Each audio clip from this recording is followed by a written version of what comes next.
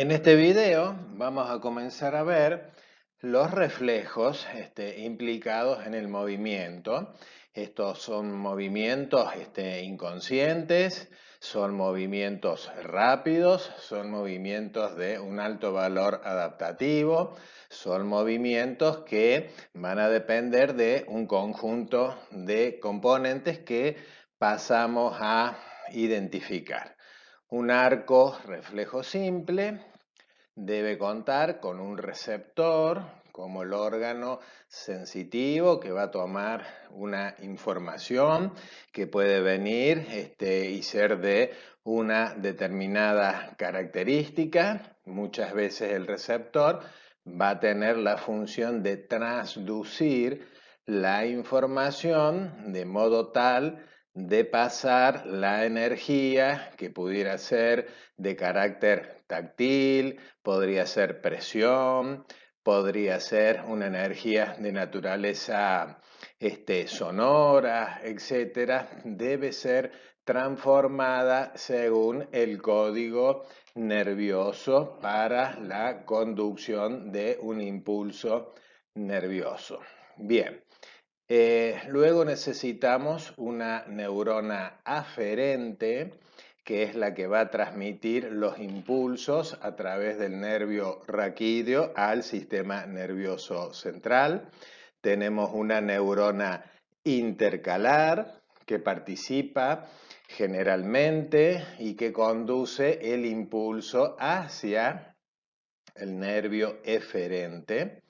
Necesitamos también contar con una neurona eferente que generalmente es la de la neurona motora, ¿no es cierto?, que va a salir por el nervio, que va a conducir el impulso nervioso hacia el efector final. Y por último, necesitamos propiamente el efector, que es el que posibilita la respuesta al estímulo. Esos receptores, hablando del movimiento, generalmente tiene que ver con la musculatura estriada. Bien, que en relación a los reflejos, sabemos que hay distintos tipos de reflejos que vamos a ver. Por ejemplo, hay reflejos que son más superficiales. El ejemplo es el cutáneo, ¿no es cierto? A veces puede que nos toquen y que de eso de alguna manera sea algo imprevisto y que provoque una respuesta de retirada en forma refleja. También tenemos reflejos profundos, como es el miotático, que ya vamos a ver, reflejos viscerales que hacen a los movimientos de algunos de los órganos, como hemos visto en la clase de sistema nervioso autónomo, y por supuesto que según la afectación del sistema nervioso pueden aparecer reflejos patológicos o reflejos anormales.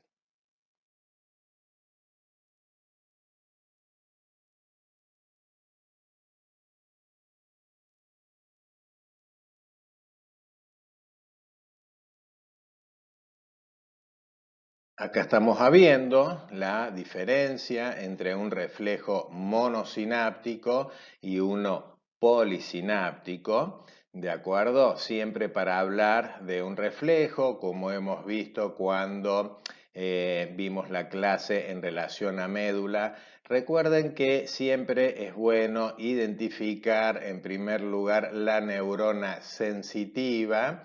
Ahí se encuentra en el ganglio el cuerpo neuronal que va a proyectar hacia un receptor que en este caso se encuentra en el músculo, como vamos a ver más adelante. Estos receptores que se ven estimulados por la fuerza de un estímulo, que en este caso es un estímulo mecánico, ¿no es cierto?, que va a impactar en el receptor y esta información va a ser conducida a lo largo de la porción sensitiva del nervio raquídeo y donde va a haber una sinapsis directamente entre la neurona sensitiva y la neurona motora que se encuentra presente en el asta anterior de la sustancia gris de la médula espinal. A partir de allí, esta neurona va a emitir su prolongación hacia el efector, que ya vamos a comprender cómo se produce ese movimiento, pero estamos ilustrando básicamente un reflejo de naturaleza monosináptica, porque aquí hemos tenido solamente una sinapsis, incluso en un movimiento reflejo que no ha salido de un segmento medular. Este reflejo se va a diferenciar de aquellos de carácter polisináptico, donde se va a involucrar más de una sinapsis. Por ejemplo, si acá volvemos en nuestro análisis a identificar la neurona sensitiva en el ganglio correspondiente, vamos a ver que sus prolongaciones alcanzan a los receptores, que podríamos en este caso considerar receptores cutáneos o receptores relativos al dolor, como vemos en la figura, ¿no es cierto?, cuando se expone la mano a una fuente de temperatura que puede llegar a producir un daño tisular, un daño en el tejido. Entonces esto es muy probable que genere una respuesta refleja de retirada del estímulo nocivo. Esta información, que es captada por el receptor, es una información que se va a conducir a lo largo de la porción sensitiva, donde vamos a tener aquí una primera sinapsis con una neurona intercalar, y que esta neurona luego va a tener una segunda sinapsis con la neurona motora, que es finalmente la que va a llegar hacia la inervación con el efector para producir la respuesta de retirada, ¿no es cierto?, con valor adaptativo, defensivo en relación a un estímulo que puede ser dañino. Entonces, este es un reflejo que también atañe a una porción o a un segmento medular, no ha salido de aquí, a pesar de que acá tenemos la participación de una neurona intercalar, que, como ya sabemos, muchas veces estas neuronas intercalares pueden tener proyecciones a través de la sustancia blanca hacia centros superiores, ¿no es cierto?, que luego van a devolver una respuesta que puede afectar a los movimientos o darle alguna particularidad. Sin embargo, en el ejemplo que hemos ilustrado, acá estamos hablando siempre de una respuesta refleja, nada más que de carácter polisináptico. Tengamos también presente que en un circuito de reflejo simple también puede haber un cruzamiento de fibras, ya que muchas veces la producción de un determinado movimiento implica la activación de un movimiento en el área contralateral, muchas veces con un fin de compensación, como vamos a ver también un poquito más adelante. Pero acá volvemos al tema de un estímulo, ¿no es cierto?, que va a impactar sobre un receptor. Ese receptor va a tener la función de transducción de la información. Esa energía que es captada se va a conducir a lo largo del nervio sensitivo, donde acá estamos viendo en el ganglio la neurona sensitiva, y que esta vía sensitiva va a hacer una sinapsis de acuerdo con las neuronas motoras, que son las que directamente van a ir hacia el efector, ¿no es cierto? Hasta acá es más o menos el reflejo monosináptico como habíamos descrito en la imagen anterior. Nada más que en ocasiones esta fibra sensitiva puede salir hacia la sustancia blanca y también estar proyectando hacia centros superiores, como también puede tener prolongaciones que van a cruzar hacia el asta gris contralateral de la médula espinal, como estamos viendo acá, para hacer otra sinapsis con las neuronas motoras que finalmente van a implicar en los efectores de las áreas contralaterales o las regiones contralaterales del cuerpo que estaría activando este reflejo. Ahora sí, vamos a comprender el reflejo de estiramiento que tiene un receptor que es el uso muscular, en donde vamos a ver cómo el estiramiento ¿sí? Incrementa la actividad de unas motoneuronas unas neuronas motoras llamadas alfa que van a inervar el mismo músculo.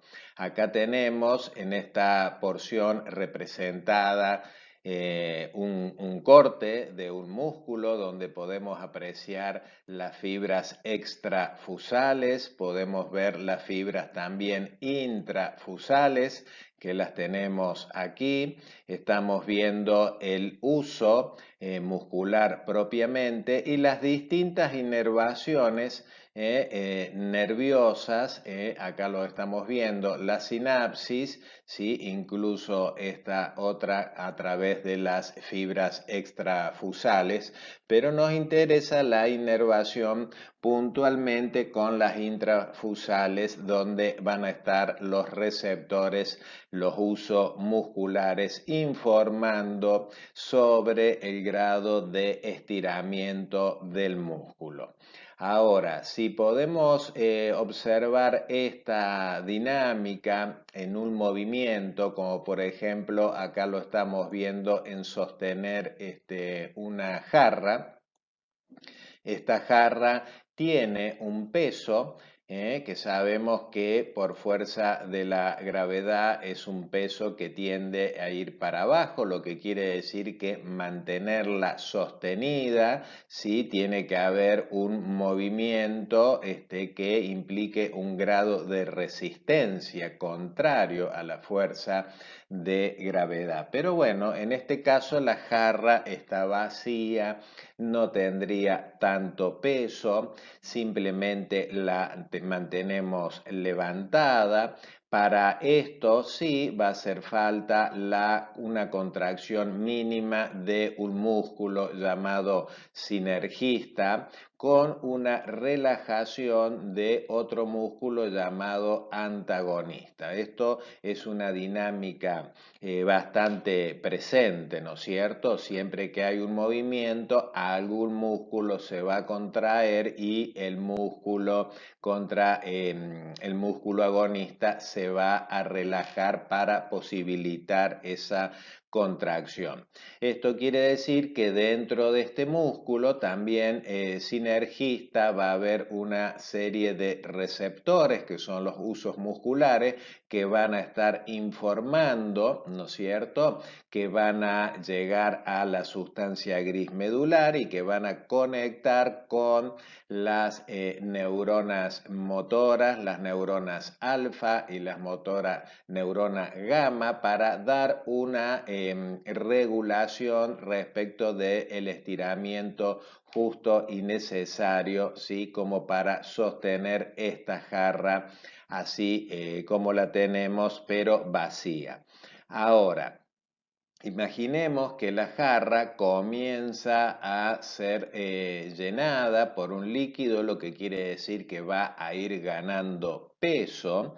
Y si nosotros no variamos la fuerza muscular, el peso evidentemente empieza a ser mayor y en este caso el brazo comienza a caer, la resistencia que se opone es menor. Esto quiere decir que para el músculo sinergista, ¿no es cierto?, va a haber muy poca información o registro de la información provista por los usos musculares, por lo tanto, las neuronas motoras, en este caso, en la inervación que van a hacer de las fibras, no van a tener un efecto regulador de contracción, ¿de acuerdo? Por lo cual se va a ir produciendo el estiramiento que va implicando que se va cayendo el brazo por el efecto del peso.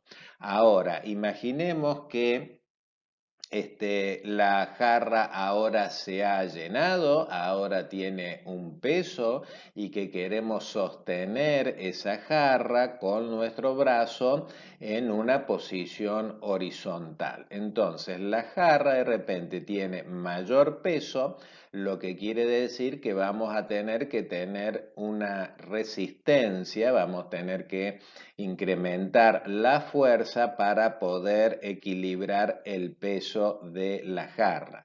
Lo que quiere decir que los músculos, en este caso los sinergistas, que van a estar dando información sobre el grado de estiramiento, ¿sí? En la eferencia que se va a producir desde las neuronas motoras, vamos a ver que va a haber eferencias que de alguna manera van a proporcionar una mayor excitabilidad, de acuerdo, para propiciar una mayor contracción del músculo, lo que implicaría una mayor resistencia al peso, mientras que se equilibra la relajación del músculo antagonista y se mantiene en la posición que una vez se ha adquirido.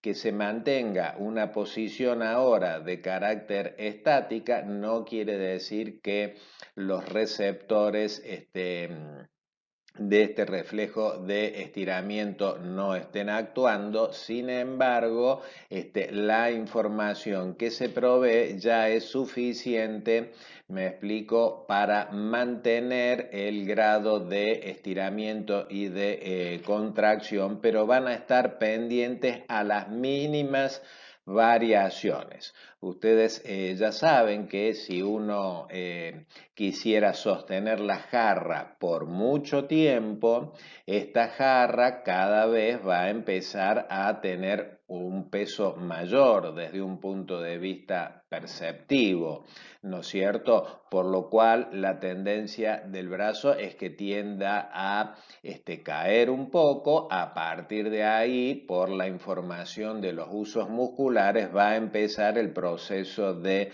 regulación.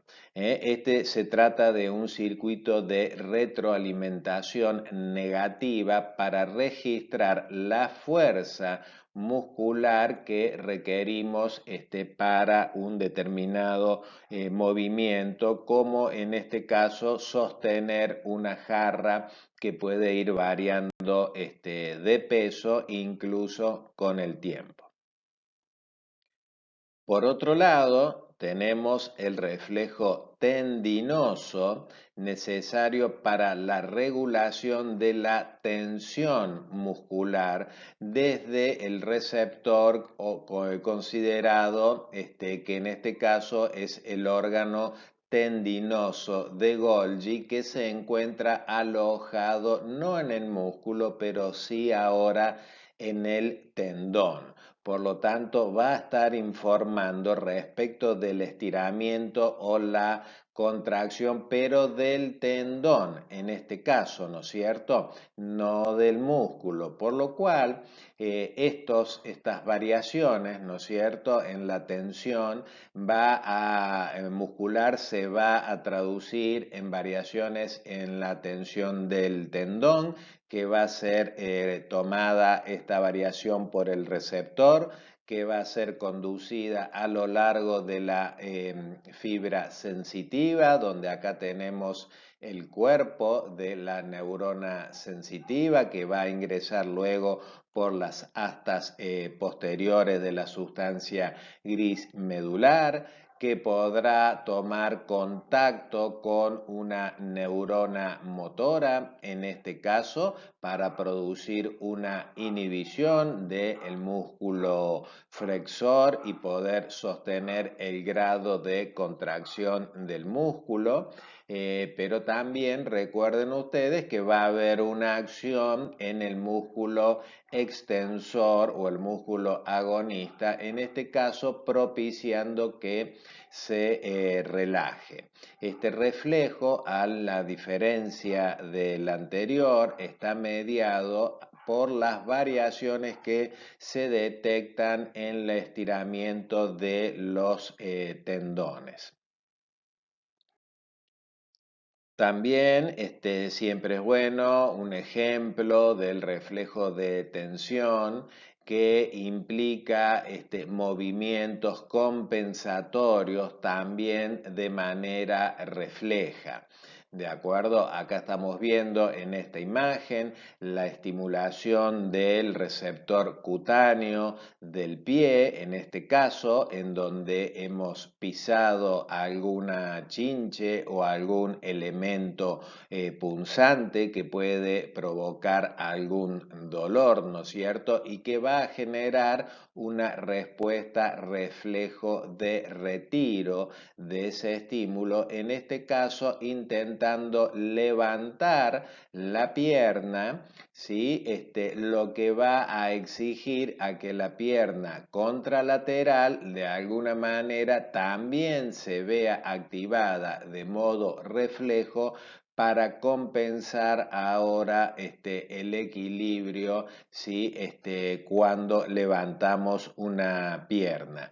¿De acuerdo? Entonces, esta estimulación del receptor cutáneo en el pie activa los circuitos de la médula para el retiro o para la flexión de la extremidad, ¿no es cierto?, o de la pierna, y se va a extender hacia la pierna contraria para compensar el soporte.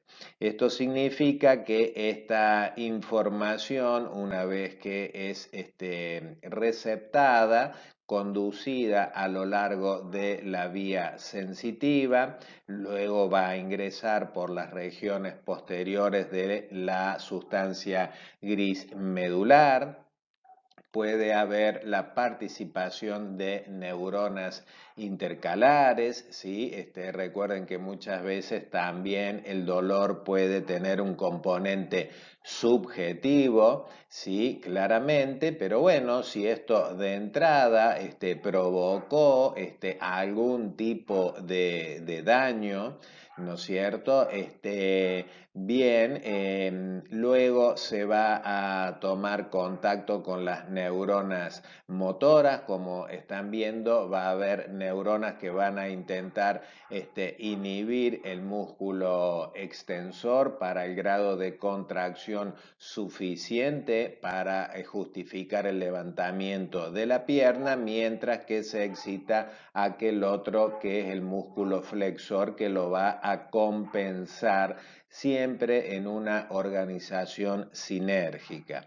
Pero paralelamente va a haber proyecciones al área de la médula espinal contralateral, donde se va a producir, en este caso, un sentido inverso en relación a la excitación o la inhibición de los músculos extensores o de los músculos flexores, ya que son los que ahora van a soportar el peso de todo el cuerpo. Bien, este es otro ejemplo, ¿no es cierto?, de reflejo. Es el caso del reflejo de flexión, que implica un soporte compensatorio como muchos otros reflejos. Finalmente, siempre es bueno repasar, ¿no es cierto?, los distintos segmentos medulares que van a estar inervando a su vez distintas porciones del cuerpo, como estamos viendo en esta imagen, y cada segmento medular va a estar inervando una porción corporal. Estos se los llaman segmentos medulares o segmentos o dermatomas, ¿no es cierto? Esto nos permite entender cómo muchas veces la exploración clínica de la integridad de la médula espinal va a implicar alguna estimulación de un segmento medular, a ver si podemos observar el correspondiente movimiento reflejo que nos va a indicar que ese segmento medular se encuentra en buen estado o podría estar afectado.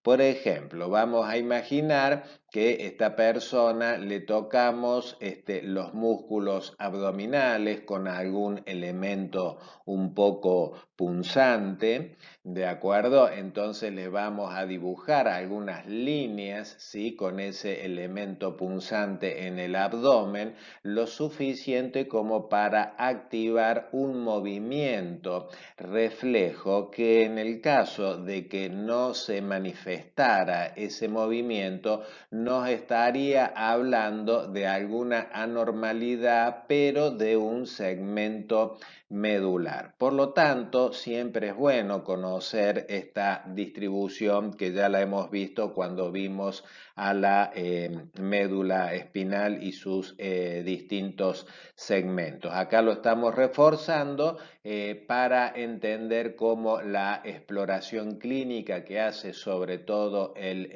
neurólogo va a implicar la exploración de muchos reflejos, ¿sí?, como formas de indagar la integridad o la alteración de los segmentos medulares, que se trata siempre de reflejos que no van a terminar de alcanzar mayormente los centros superiores. Es la forma entonces de conocer o de indagar la integridad de la médula espinal.